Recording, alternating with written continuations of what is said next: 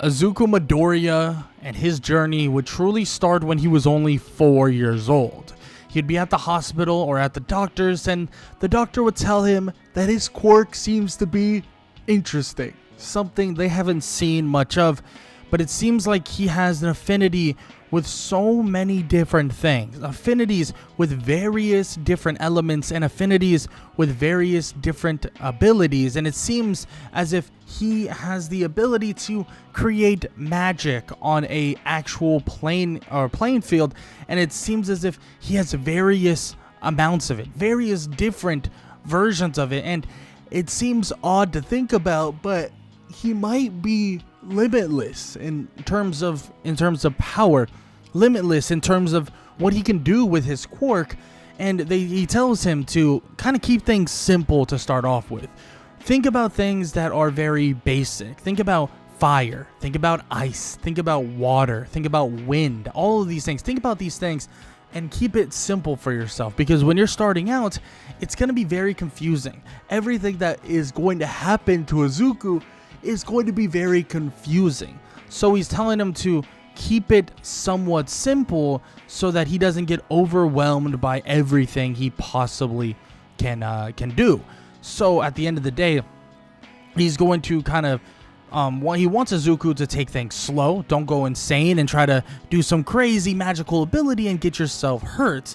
In which, of course, his mother, Inko Midoriya, is going to make sure that this doesn't happen too. She doesn't want her little baby to, get hurt in some sort of way or something to happen. Of course, she's going to make sure that he'll be all right and he'll be A-okay at the end of the day.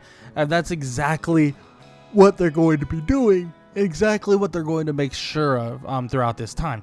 Now, with that said, though, Izuku continues his life kind of learning some things, figuring out some things, and kind of figuring out overall what can he do, what is he capable of, and all of the above. Like that's kind of all the things that Izuku is kind of figuring out at this moment, learning and figuring out various different abilities and things that he could really do / get into / figure out on his own. And Izuku is kind of figuring those things out as he goes and as things progress.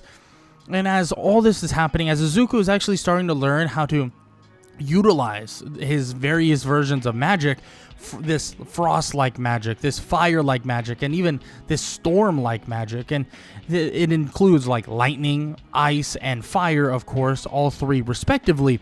He starts kind of channeling these things, learning about these things. And when he goes to school, everybody really, really likes Izuku. I mean, he's a big man on campus in a way, right? Everybody really likes being around him. He's very, very popular. Same thing with Bakugo. And him and Bakugo, well, they have a somewhat decent relationship. Yeah, it's a competitive one, but it's not one that they're going to hate each other, or it's not one that Bakugo is going to basically hate Izuku or kind of look down on Izuku. That's not the case at all. Actually, this time around, it's quite the opposite. Izuku and him have really good mutual respect, and they're never going to look down on each other, and they're going to push each other to be even better, to get even stronger, and just prepare themselves even more. And as Izuku would progress himself, he would show his classmates what he can do, right?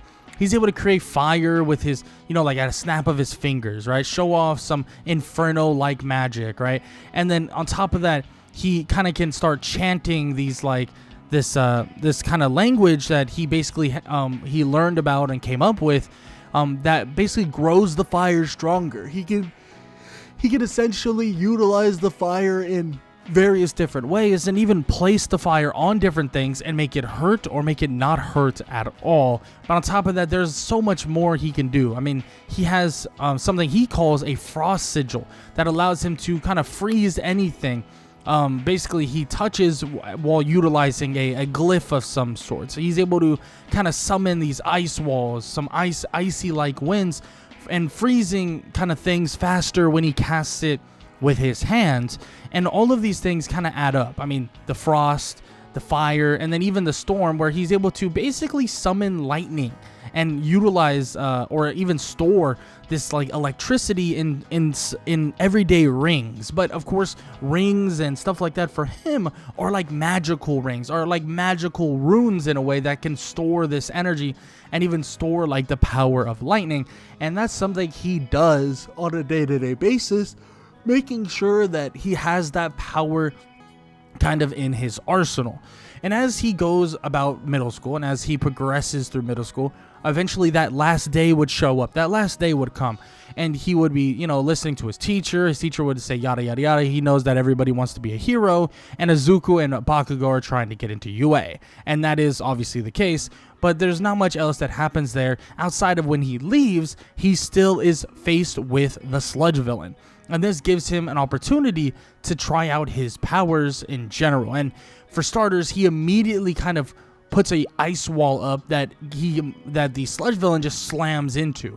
He puts down the wall and begins to freeze the sludge villain with icy winds, and begins to shoot his stored electricity straight at the sludge villain via his rings that he has on his fingers.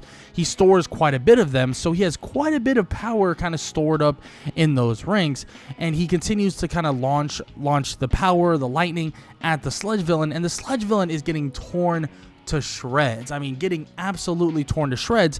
And eventually Izuku would hear someone show up behind the sludge villain, so he would place kind of a wall of some sorts, like the ice wall. Once again, he would place that ice wall, and the punch would ring out, and All Might would slam the sludge villain into the ice wall, even breaking through it, and Izuku would get out of harm's way just in time so he doesn't get hit by the punch from All Might, not realizing that it actually is All Might. But he does see him after it is all said and done, and basically tells him like he's his biggest fan, he's he's his inspiration, he's this, he's that, and he's such a big fan of All Might and blah blah blah. And All Might's like, yeah, thank you. Like, it seems like you have much potential. You're able to hold your own. And he hopes that to see him, try out for UA. And Izuku's like, yeah, that's my plan. I'm gonna try out for UA. I want to be like you. I want to be the greatest hero ever. All right, I want to save everybody with a smile. And All Might smiles a little bit and thinks, you know what? That's great, kid. Like, I'm happy to hear that. And you have all the potential in the world. Just don't squander it. Don't squander that potential that you have deep down inside. Don't squander that potential that you could really kind of show people. And Izuku nods his head and is like, I won't. I promise. I won't squander my potential. I won't give up. I will push myself even further. And he asks for an autograph, and of course he gets that autograph. And Izuku's all he's thinking about the entire time is how can he be even more, or how can he even excel his own potential? What can he truly do to make himself even better? Now, obviously, for starters, when he starts this 10-month training, he immediately kind of stores up this electricity or this lightning within his rings, within his rings once again, right? And that's what he does. And he does the same thing over and over again. Almost every day he makes sure to do this on the off chance that he needs it, or the off chance that he really needs the lightning that is embedded with his rings. Then he kind of gets the idea of maybe he could also embed some sort of magical effects, maybe magical bindings, illusions, or something like that to various different items. I mean, we're talking maybe swords, maybe hammers, maybe rings themselves. Maybe he can enchant them in a way, but he doesn't know. I mean, he has no idea what that would even mean. Could he enchant them? And he kind of tries it out. He tries some things on that idea, but he really can't figure it out. I mean, he even tries to figure out the idea of kind of creating glyphs or like runes that are embedded with kind of the either speed, strength, defense, or anything like that, like short-term or long-term effects that could potentially be used by him or potentially be used by other people. Some things that he really doesn't understand, only knowing the base level of stuff that he truly knows at the moment. But the next 10 months is for what this is supposed to be for. Now, for starters, he does come up with kind of like this big sigil, like a sigil of power of some sorts that he actually figured out from this idea of kind of weaving spells within armament, or weaving spells within runic imbuing, right? So he kind of figures those things out a little bit, creating this big circle that enhances the quirk of anybody who's in it, but it only enhances it for a short amount of time, and it's kind of a certain location. What he really wants to figure out is a rune, or a kind of like a weapon, or like a tool that he could embed or imbue and give it to someone else, and that could make them even stronger. But this is the first step. He truly believes that this right here, a magic circle of kind of power, is truly the first step to him figuring that out specifically. After 10 months of doing these things, 10 months of honing his skills, and 10 months of kind of learning more and more, he didn't make insane progress, but his capabilities with his frost, with his storm, and with his inferno like magic is really, really high. Like, he's able to utilize it to a pretty damn good degree. So when he enters the fray of taking on the UA entrance exam, obviously the written portion isn't really affected by how strong he is, but the practical portion definitely is. And Izuku is able to basically light every single like robot on fire, immediately kind of creating this inferno that continues to spread to these various robots, destroying, melting, and even just incinerating almost every single robot that is in front of him. He continues to do that over and over and over again, all the way until he sees that a girl is trapped under rubble with a giant robot heading her way. He would immediately head that direction, and he would begin weaving and kind of like creating spells and thinking what would be the best course of action for him to utilize. He would immediately look toward the robot and try to basically strike down lightning on top of it, but even that doesn't necessarily work. He places down a sigil of power that basically allows the girl underneath to actually save herself, and he basically tells her this as the power is basically helping her quirk stabilize and be able to be utilized a lot better, and she's able to get out of harm's way, as Izuku would actually jump off and immediately create kind of like a sigil of some sorts that would allow him to boost off of as he runs away from this giant robot. And as he gets her out of harm's way and gets himself out of harm's way, she would obviously thank him, and this would end the UA entrance exam. Everybody is kind of in shock to see that Izuku was able to get her out, but some people, even some teachers, wonder what he even did. Like, did he really get her out, or did she just save herself and he kind of just stood there? Because they couldn't really see what was happening.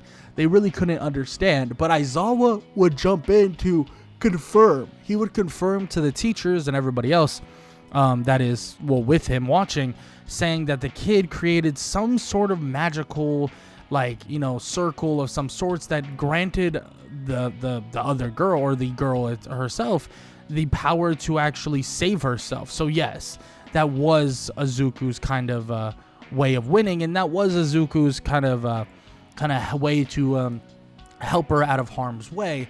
And right there is something that everybody is pretty shocked to even see, wondering what the hell he exactly did. But not too long after that, he would obviously get his letter from UA, the letter that would tell him that he got into Class 1A, but also a letter that would tell him that he actually scored in the top 3. He's not number 1, but he did score pretty damn high. And this would excite Izuku. I mean, the fact that you score this high, the fact that you show this much potential is definitely something that excites him greatly. But before the first day of UA, Izuku actually meets up with Bakugo, showing him something and actually giving him something that he wanted to basically grant him and show him and tell him that it might work, it might not. If it doesn't, take it off. It doesn't make a difference. But he hands him a rune of some sorts. These runes are meant to basically be placed upon some sort of weapon, and he tells him those gauntlets that they talked about when they were younger, place these on them and it should make them better. Now, it could also do nothing, and if it does nothing, just throw them away. It doesn't make a difference. It's all hypothetical, and it's all something that he doesn't even know if for sure it will work. He pats Bakugo on the back and tells him he'll see him on the first day, and Bakugo would stop him and tell him that this little, like, you know, trinket of whatever, like, you know, to help him out doesn't prove that he's better than him. And Izuku shrugs his shoulders and says that that's never what it's been, and it's never what it's going to be like, because just because he gave him, like a gift of some sorts to make him better, make him stronger, doesn't mean Izuku is going to not chase after the want and desire to basically be better than everyone else. He tells him that it's just a gift from a friend of his, and just leave it at that. He would leave, and not too long after, the first day of UA would come around, and Izuku would be put in a kind of a predicament to try his best to show off his powers or his quirk, but without actually utilizing it in specific ways. Because obviously when you're throwing a ball, it's a lot different than anything else, and it's not like he has some sort of gravity magic, at least maybe not right now, but he doesn't have anything like gravity magic that can throw this ball as far as possible.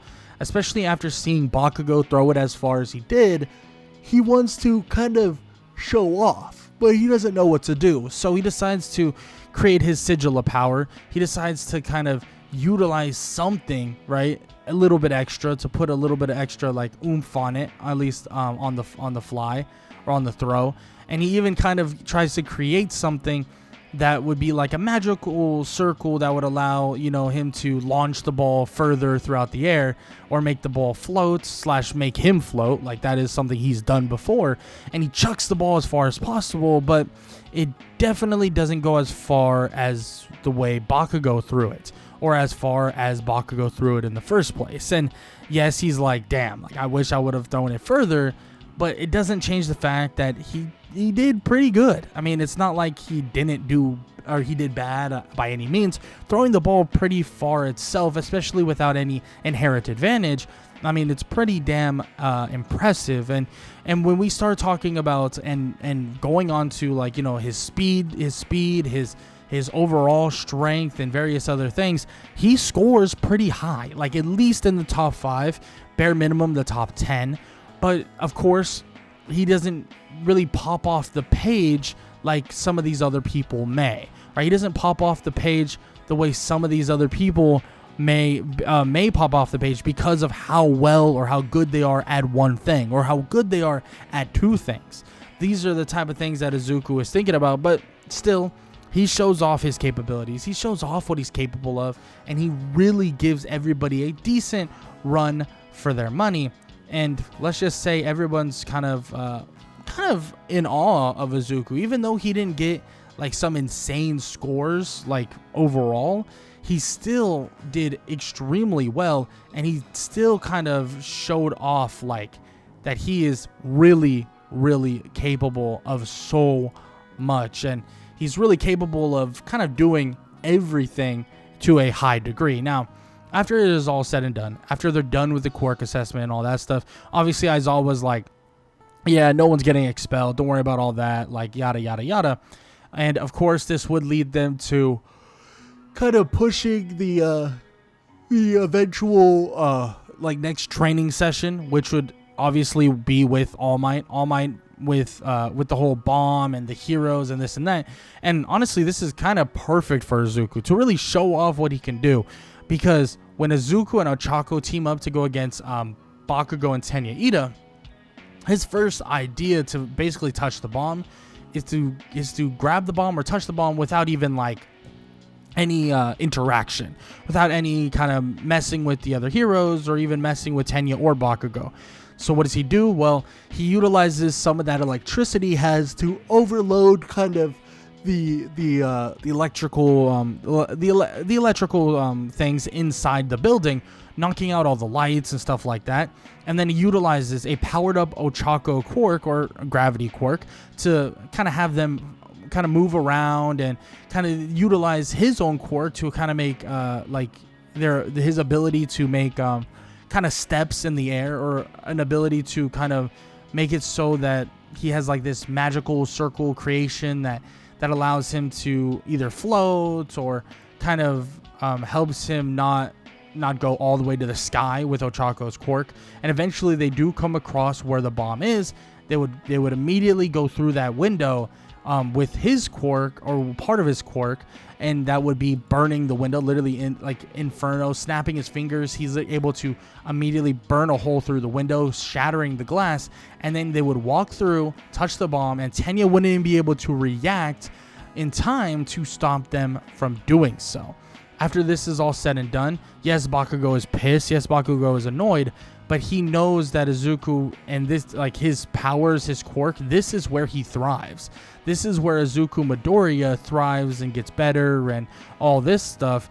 And that's exactly what Izuku is really capable of. And yeah, he's not going to want to just get into a firefight. He's not going to just, all right, yeah, let me just fight. Let me just battle. Let me just do whatever. Just for the sake of fighting. Of course, he's not going to do that. That is not what Izuku is good at or the best at. And he's going to make sure that he uses every little ability to his advantage. And this is the same idea that will continue on, especially when we go to rescue like training at the USJ.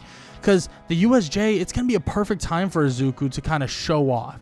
To show off that his abilities during rescue are just as good, right? Just as good, if not honestly better than your kind of like typical things. He's able to kind of raise people up with like different like mid-air platforms, spell circles in the air.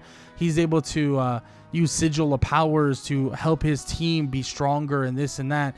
And then on top of that, he has so much other stuff that would allow people to get out of harm's way, or even kind of maybe even start up generators with electricity and this and that, and so much more that Izuku is truly capable of. And he wants to show that off at this USJ, or this rescue facility. But unfortunately, he would not get that chance, at least not in that way, because villains would show up, the League of Villains, and immediately send them through a portal, sending them elsewhere, sending him towards a kind of a lake of some sorts with Asui and Mineta. Izuku would immediately kind of get himself out of the water, utilizing a platform he makes himself and allowing him to push that platform so that he basically can fly in a way, but he kind of moves or utilizes the platform to push him upward, and he gets out of harm's way, and then also meets up with Mineta and also Asui on a ship or on a boat nearby, like a yacht like boat. And as all this is happening, as all this is occurring, he basically says like they have a couple options. He could freeze the lake, get them stuck there and they should be all right. He could freeze over just like that top layer. I mean, they could breathe underwater, so it shouldn't be too big of a deal. He could also shock it, and that would most likely hurt them badly, might even kill them, so probably not the best option. And he says some other stuff like he could also just fly over, but then they would have to deal with them in general. And she basically says, Asui's like, maybe it's best if we just freeze it. And Izuku nods his head and places like both of his hands on the yacht itself. And she asks, like, you don't have to touch the water? And Izuku's like, not necessarily. As long as it reaches, then it should be good. And he begins to spread this like frost all around the water and all around this lake. And it makes a pretty thick layer on top of the water, making it so that nobody or none of the villains could even get out. They immediately would utilize kind of like the sigils or his like magical platforms to jump across with Asui. And as they're jumping across, they kind of get out of harm's way and meet up with the rest of their class and meet up with kind of everyone else. And Izuku is thinking that they have to do something. I mean, Aizawa's out there fighting on his own, and it seems like he's slowing down just as he basically just defeats the rest of the minor villains. And on top of that, there's this other giant creature that it seems like they're going to have to be dealing with, a giant creature that really, really makes him question if Aizawa can handle himself. And before you know it, his questioning would come reality, because the Nomu would come out of nowhere and smack Aizawa on the face, sending him flying. But Izuku would be able to catch him just before he slams into the wall, creating a barrier, even slowing him down in a way. And Izuku was able to save him and get him out of harm's way, creating a wall of ice to kind of block off the Nomu just for the moment.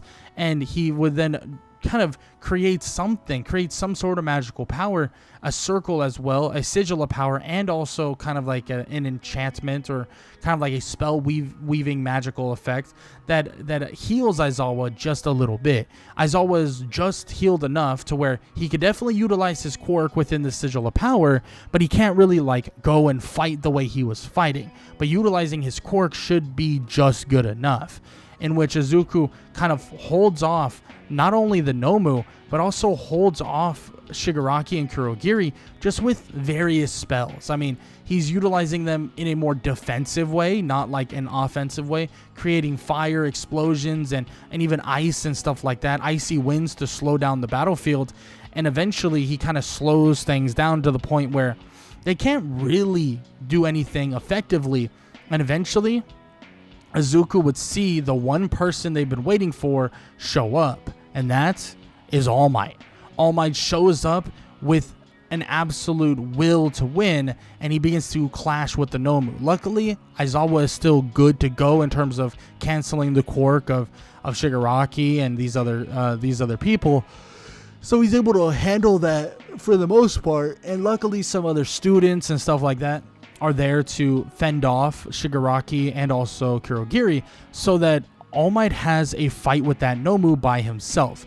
But Izuku doesn't allow him to just do it by himself, as he begins to create a sigil of power surrounding only All Might, kind of creating this sense of power that begins to surge through All Might.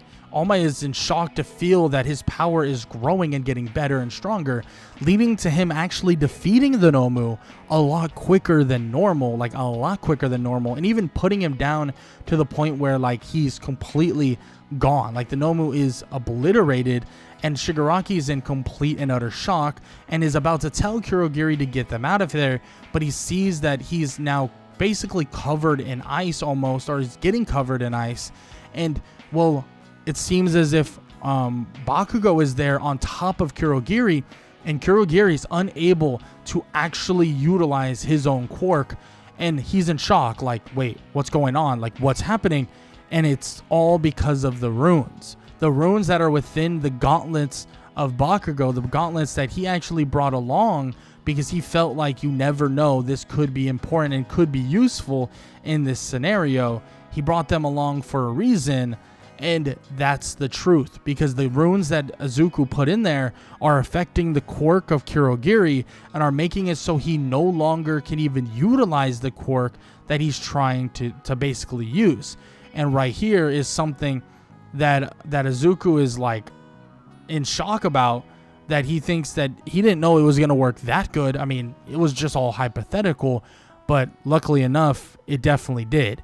They would then eventually freeze over Shigaraki, eventually subdue Kurogiri, and the Nomu would be out for the count, as Aizawa would kind of utilize his quirk to make sure things went fully smoothly. And as all this happened, as all this occurred, the villains would be captured, and the villains would be ready to be put behind bars, as many other heroes would show up, and then many other heroes would stop the villains from even attempting to escape, and they would be put behind bars before you know it, because it seems like the act of Izuku not even knowing exactly his own potential is something that not even All For One and the League of Villains were able to predict, at least not to the degree that they needed to.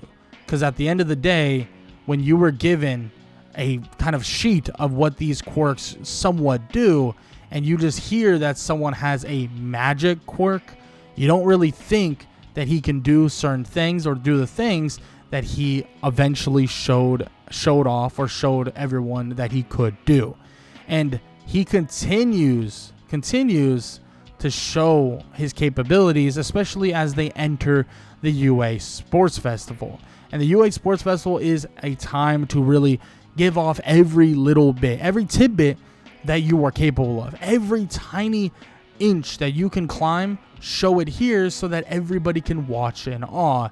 And yes, Izuku might not be giving the speech, but when the sirens would go off and it would be ready to go forward, and the first chance he would get would be through an obstacle course race, I mean, he would give it his absolute all, charging forward, jumping over various people, utilizing his like magical kind of like jumps, or his magical kind of like steps he kind of creates.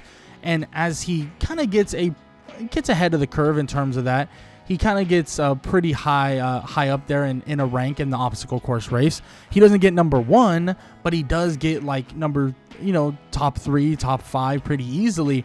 Izuku's team of Ochako, Tokiyami, and Meihatsume in the next round would easily win because of his ability to create kind of ice walls, or even create kind of shields of some sorts through these magical circle-like creations. And he's able to create these shields, make these ice walls, and protect everybody from kind of like, getting attacked or getting their headbands stolen and all that stuff. And it seems like Izuku's ability just kind of goes through the roof. I mean, his capabilities overall are being shown and displayed at a very, very high level. And it seems as if they continue to be shown to this degree throughout the entirety of the cavalry battle. But as they enter that next battle, or that next 1 versus 1, is when Izuku really gets to kind of try out and really gets to show off the degree that he truly believes he's at. And that is when he faces off with various other hard hitters.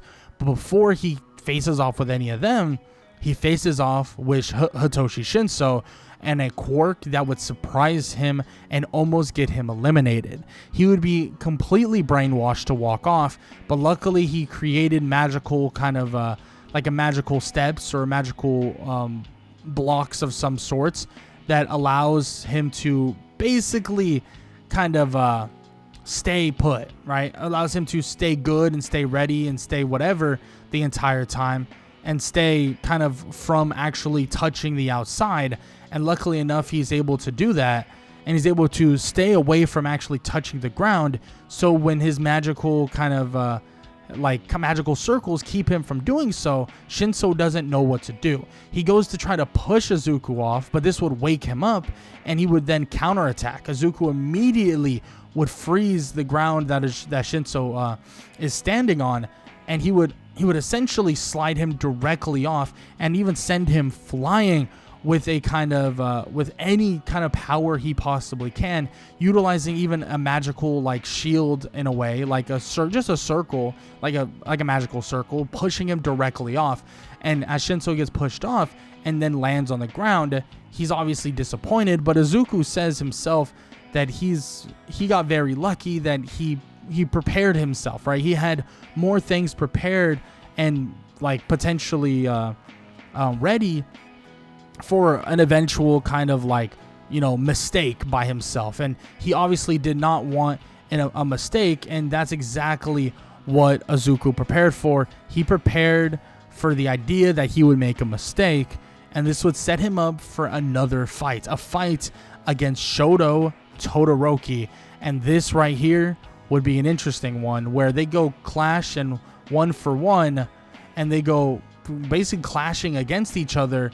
And Izuku goes head to head with his ice powers, and Izuku faces him with all the fire he can muster, and it gives him quite an advantage that Todoroki can't really keep up with. And on top of that, Izuku continues to like overwhelm him with various different abilities, and Izuku even utilizes kind of like this sigil of power like thing, or like area, that grants him even more power, even more strength, and even more firepower that slows down Todoroki. And eventually Izuku is trying to goad out the firepower, but he does it in a way that Todoroki doesn't actually eventually listen, because it's not kind of heroic. It's very like you're not going to beat me. If you want to beat me, then you got to utilize everything. You got to utilize everything like I do. You got to channel the power, channel the strength. He's like, he's basically calling him selfish for not showing him the fight he wants. But this doesn't get the most out of Todoroki, and it leads to Todoroki not utilizing his fire side, at least for now, as Izuku would utilize his fire and create a giant kind of wall of it, a giant firewall that he would begin chanting and chanting, and this kind of language that nobody understands, as the fire would engulf Todoroki entirely, shoving him and moving him directly out, as he would be slightly singed. But of course, Izuku would come over and just get rid of all the singe marks and stuff like that in one foul swoop, saying that his fire is a lot different. His fire doesn't come from the body. It doesn't come out of basically a pure like Quirk strength. No, the fire he creates comes from like magical abilities and comes from a different state of mind, and a different plane field. And that's exactly why he's able to do what he does. And luckily enough, he's able to do so Todoroki doesn't, leave here with some scars. Now, with all that said, though, his fight with Tenya Ida would be very lackluster. Being able to utilize the ability of ice-like magic, he's able to shut down Tenya Ida, and able to shut down his speed, leading him to eventually fighting off with his best friend, the one he used to call Kachan, Katsuki Bakugo. And as he faces off with him once again, Bakugo is going to give it his absolute all, and that goes the same for Izuku Midoriya. He gives it his absolute all. He's not holding back. He's not doing anything that would basically make it seem as if he's not trying his absolute best. He's using his fire. He's using his ice. He's using every last bit of lightning he possibly can muster, utilizing his sigil of power to make him stronger, and trying everything in his power to really kind of make himself that much better and make himself that much more capable. And eventually, it seems as if Bakugo would have the upper hand. Bakugo would have the upper hand on Izuku, and Izuku would get hit with one giant explosion, an explosion that was unavoidable, an explosion that he couldn't do anything about, and he would get sent onto the turf, sent onto the grass, and got immediately thrown out of the ring.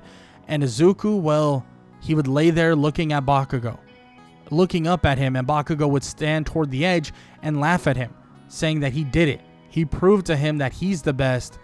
And Izuku would look at him and say, "Yeah, you're right. I proved it the entire time." In which Bakugo's like, "What the hell are you?"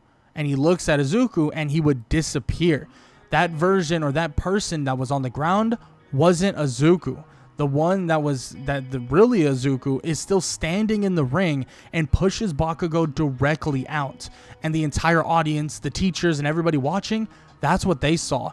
They saw Bakugo actually looking, staring, and talking to nobody. And it was an illusion that was only in the eyes of Bakugo, an illusion that he couldn't even kind of get rid of in his head.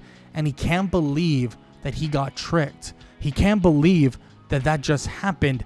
He can't believe it. He doesn't know how, he doesn't know when, he doesn't know what even occurred truly, but all he knows is that he lost. He lost to Izuku, and he got lost because of a damn freaking trick.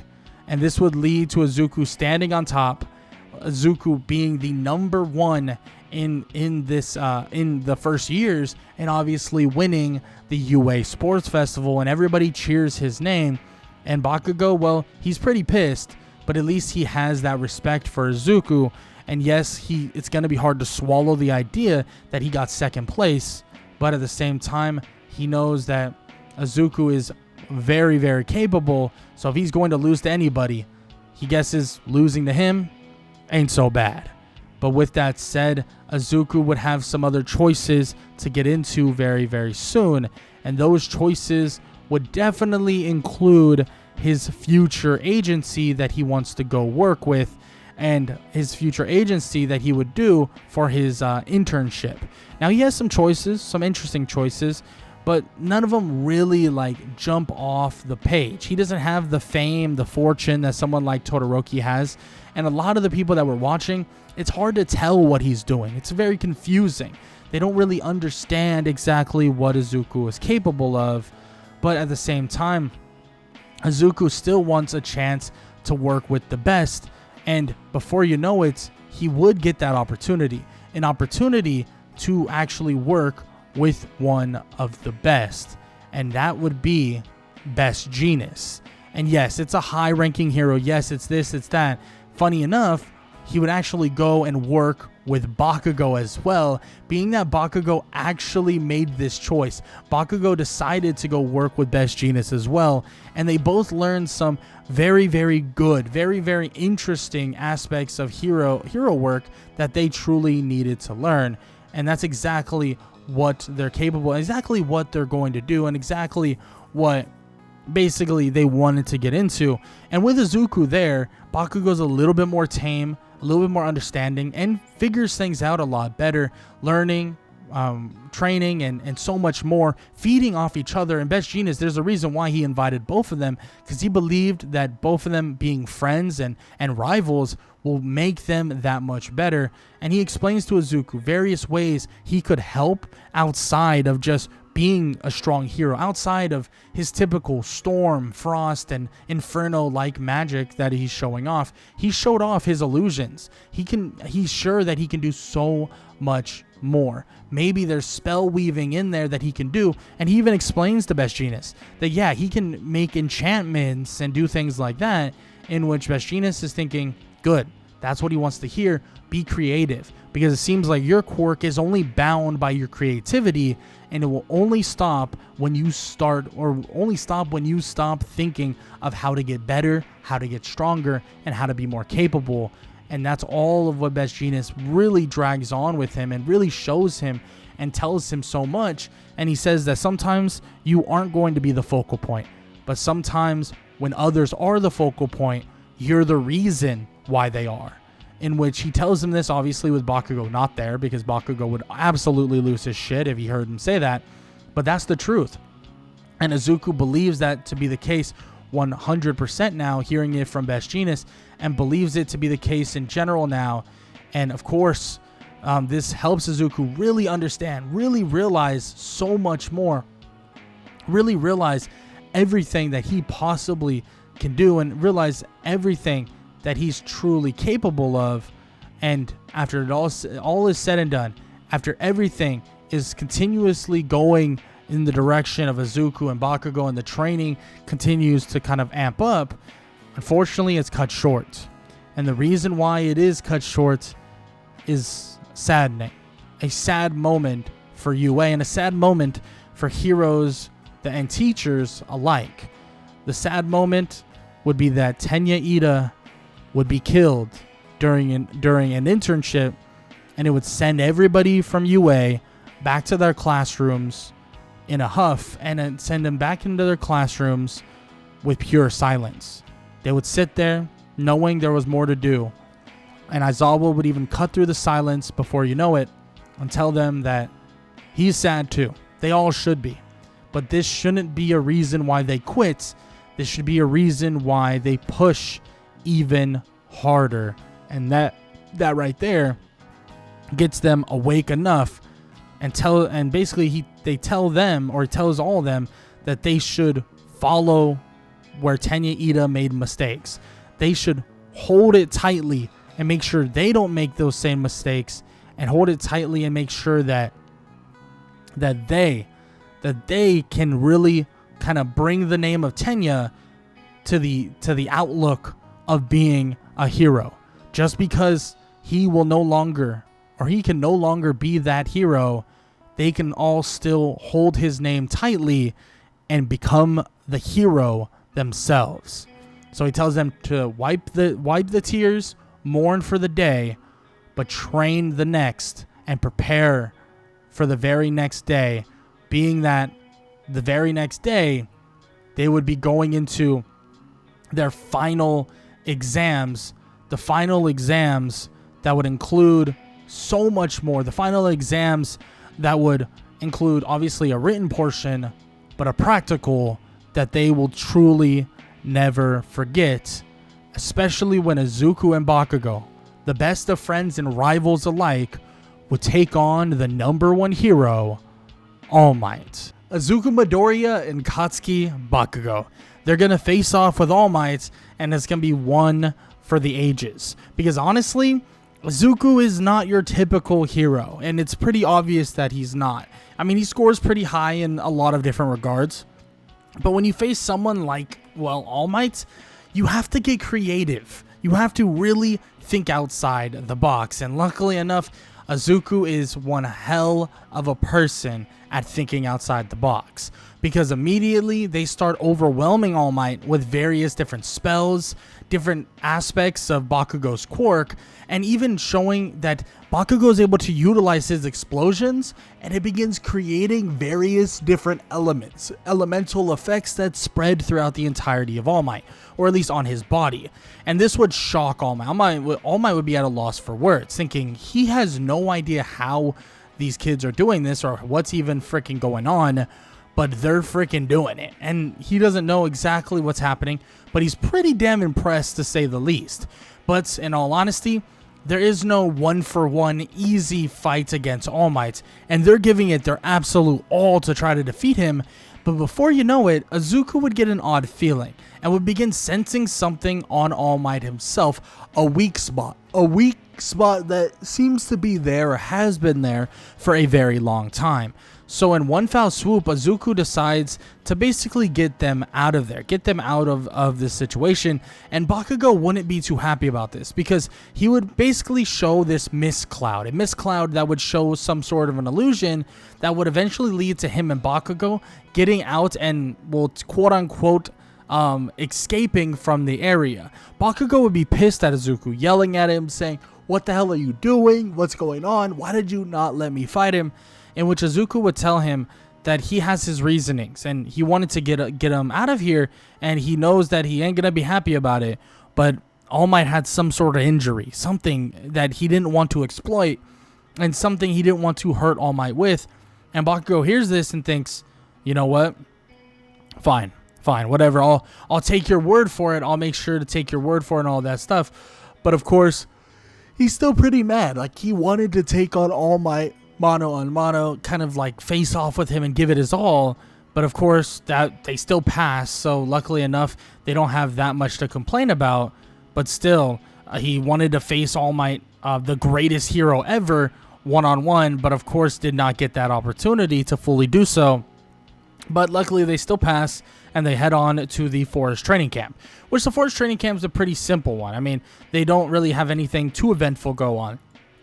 More specifically, all they do really is just train the entire time, work out, get stronger, prepare themselves. Izuku is doing that specifically, learning and preparing and doing all of these different things to try and basically prep himself and prep his own skills to a degree that he's never done before. And that's the entirety of the forest training camp. Training, and learning more about his spells, learning more about what he can do, and learning more about anything he can possibly get his hands on. And one thing he starts messing with is an ability to teleport. He's not sure, but it seems like a teleportation, something that he's used or can use or has tried from time to time. He's able to kind of teleport from one place to another, but then out of nowhere he starts realizing that when he's standing still, he can't actually teleport somewhere else. He doesn't know what's going on or what's even happening, but every time he tries to teleport, it's as if he's kind of like standing still and not doing anything. He doesn't know how, but he knows that he was able to teleport backwards when he would walk forward a certain distance and then attempt to teleport, but he doesn't really know what's going on. But at least that's a thought that goes through his head and a thought that goes through his mind to an extent. And all he's thinking about is getting better with every ability. His Inferno, his Ice, his Storm-like powers, all these powers, they're very good. Very, very, very strong. But what he's trying to do is just implement even more, right? Implement an ability that makes his teammates stronger. Implement an ability that allows other people to do certain things. Same thing what he did with Bakugo. And he even starts working with Todoroki. He starts working with Bakugo and many others, and he starts basically enhancing their powers. And the reason why they're doing this is because if they enhance their own powers, they can even utilize more of their powers, getting stronger and better themselves and being able to actually stretch their limits even further as well. But after a week or so, maybe a week and a half, this would then lead them to the end of the forest training camp. And this would obviously head them back to UA itself. And when they would arrive at UA, days would pass, and eventually the fight with All Might and All For One, or All Might versus All For One, would ensue. And this fight right here is one everybody is watching, everybody is paying attention to, and everybody is fully locked in on. From the homework they did, the earlier in the day to all this stuff, none of that even matters anymore. All they can see is All Might fighting an absolute monster of a villain and hoping that he comes out on top. And as they're watching, as all of this is going on, as they're watched closely, All Might would get overwhelmed. Not by All Might or All For One himself, but through a collection of All For One and a multitude of Nomus. Other heroes try to get there to help, but it seems like the other heroes are too late. The other heroes can no longer help All Might, and the other heroes are on the back foot as well. And before you know it, All Might is not only in a bad spot, not only in a kind of a bad situation, but he's also kind of in a situation where he doesn't really know what to do. Like, he's facing off with Nomus, who are extremely powerful, but also All For One, who's extremely dangerous as well, massively dangerous. So he doesn't know exactly what to do, what to get done, and before you know it, he would be overwhelmed. The Nomus, All For One, and so much more would overwhelm him, and he would lay victim to what it could occur. And All For One stands there staring at the cameras as one final blow, one final shot would end the legacy of the one they know as All Might himself. And he stares into the camera with All Might in his arms, in his hand, about to strike him, and he tells them that this right here is your future being destroyed, your future being obliterated, and everything that you used to know and love about to be destroyed. And as this has all been said, or as all this is being said, it seems as if it's about to be done. It's about to be over, and it seems as if All For One is about to close in on victory. But as this is happening, as all this is occurring, out of nowhere, Izuku would get a feeling of wanting to help, a feeling that he knows he can do something, and he focuses all his powers. He thinks hard enough to try and teleport over to the location. Aizawa tells him to not do anything too hastily, and as Izuku does this, as he tries to teleport to that location, he would find himself actually in his home. And he would run around, and he would look around, looking and asking his mother, what's going on? How's All Might? What's happening? And she asks him, what's going on? Like, are you okay? Like, what's happening? What do you mean, where's All Might? In which he's confused and asks, well, what's going on? Like, where is he? He was fighting. And Inko tells him that he wasn't fighting. Nothing is happening right now. All Might's at school, most likely. What's going on? In which he asks her, has she not looked at the TV? Has she not looked at... And he looks at the TV, turning it on, and nothing's happening. Nothing's going on. And then he asks her, what time of the day is it? And she would tell him it's still in the morning. They got to head off to school pretty soon. In which this would make him realize that the teleportation was not teleportation. It was actually time travel. He doesn't know how he did it necessarily, but he knows that it all was messed up in his head. It must have been time travel, or at least time. He was messing with time in general from the very beginning. And he realizes that this is an opportunity, a chance to help All Might, a chance to prepare everybody.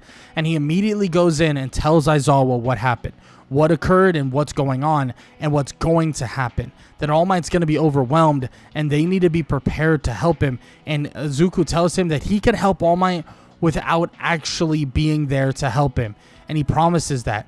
He just needs to give All Might something so that he can carry on his powers and carry on kind of a rune that would give him more capable abilities, in which he says to Izuku that there's no way that you can predict something like this from happening, or predict that this is going to happen. But Izuku tells him over and over again that it is. and he starts telling him certain things that happen throughout the day before they even happen, and Aizawa starts believing a lot sooner, telling a lot of these other heroes that eventually would come to help but are, needed earlier on. What it basically tells them, like, yeah, this is what it is, this is what's going on, and this is what we need to do, and basically tells them to prepare themselves for an eventual fight with All For One and a ton of Nomus. And that's exactly what happens. Even Izuku, though, Izuku helps out. Izuku does his thing with helping All Might be more prepared, even enhancing his powers to a good margin. And eventually, when all that would ensue once again, the Nomus would not overwhelm All Might out of surprise. It would actually be the heroes that overwhelm All For One and many others. It will be the heroes that get that leg up, and the heroes actually get the leg up on All For One and every other villain that shows their face. And before you know it, Izuku Midoriya not only helps with this fight, not only helps with All Might and helps defeat him, or helps defeat All For One, and helps All Might defeat All For One. Eventually, it would be All Might taking down All For One with a United States of Smash, powered up by Izuku Midoriya's runes and his sigils of power, allowing them to grant even more power to even the other heroes. Heroes like Mirako, who's already a powerhouse in herself, steps up to the degree of being able to basically stand up to someone like All Might on that level, taking out Nomus and other people, and their powers are granted even further. And Izuku sits back out of harm's way, granting sigils of power to various other heroes, allowing them and helping them defeat the vast amount of Nomus and even defeat All For One himself. And after all this is said and done, the students of UA continue with their own journey, continue their own kind of training, leading to them taking on their provisional hero license exam. Now, the provisional hero license exam is pretty straightforward. Izuku has to eliminate like 3 people initially for the first round, and that's what he's able to do, at least with the help of a lot of his classmates. In terms of on his own, yes, he could handle himself on his own, but when they are all together, Izuku makes it look very easy because he's able to power up everybody, make everyone vastly stronger, and prepare everyone for literally any incoming attack, allowing them to really take a lot of control on the situation. Now, they go from actual full-on fighting to taking on kind of a rescue-like portion of this exam. And Izuku himself, he's pretty damn good at this as well, helping out and kind of saving people the way they need to be saved, and also kind of powering up people that need to be powered up in terms of literally needing to lift up heavy objects and all this other stuff. And Izuku helps with all of it, even kind of healing up people to an extent. I mean, he can't really full on heal people the way he would definitely want to with his magical abilities, but with kind of these runic abilities and runic kind of ways, he's able to do so much. But he does stay away from the ability to time travel. He just has a bad feeling about it. He knows that if he starts abusing it, he'll start basically getting rid of his time of his own life. I mean, the more you use it, the longer things get. And he even remembers he's restarted things from that same day, and he could already feel a minor effect on it. So he's playing this very similar to like a full-on support hero, at least for the time being. And yes, he is capable. I mean, he has fire, he has ice, he has storm-like powers, lightning-like powers, electricity and stuff like that. But for the moment, he kind of stays away from utilizing all of that unless it is fully needed. So he holds off on that, and he continues training and preparing, and obviously after the provisional hero license exam, so that he can be more prepared if he ever has to use it again. But once he passes the provisional hero license exam, which he would do, helping out other students like Todoroki and Inasa take on Gang Orca and those villains, even with their little mess up and their miscommunications, Izuku is able to make them strong enough to where it doesn't necessarily matter, and Gang Orca actually is unable to necessarily keep up with the 2 of them, or well, the 3 of them, with Izuku Midoriya playing kind of like that support-like role. And with all that occurring and all that happening, eventually he would head on to the very next coming days, and he would be prepared for whatever's next. And the main thing that's next is him getting into a work study that he's extremely excited for, and one that he gets offered because of his help with All Might. And the reason why he gets offered it is, well, not because of the fact that he's, fully capable or anything like that. I mean, he definitely is, but the main reason why he gets it is because of how much he helped All Might, and somebody who's offering him in Sir Night-Eye really is a big fan of All Might and also carries him in high regard. So he's obviously going to allow him to join his agency, and obviously he's going to allow him to gain that knowledge. Of course, he did get a little bit of a test from Mirio not too long ago, and he's able to see what Izuku is capable of. But Izuku, in a traditional sense, isn't going to take on Mirio one-on-one. I mean, his quirk doesn't really thrive in that regard, doesn't really thrive in that moment, but he still is able to kind of do things to a high level and a high degree, leading him to actually helping out Sir Night-Eye's agency with the eventual hunt of Overhaul. And this right here is something that Izuku Midoriya kind of really wants to be prepared for, and he tells them that his powers are vast. His powers and capabilities are pretty essential to an eventual invade on whatever base they are looking for. But before you know it, he would be using those powers. And in the eyes of Sir Night-Eye, the very same day that they met, the very same day that he told them to go on a patrol together, well, it seems Izuku himself tells Sir Night-Eye that Overhaul will show up and they need more backup. In which he immediately asks, how do you know this? What's going on? In which he tells him it's because he already has seen it. He's already been there.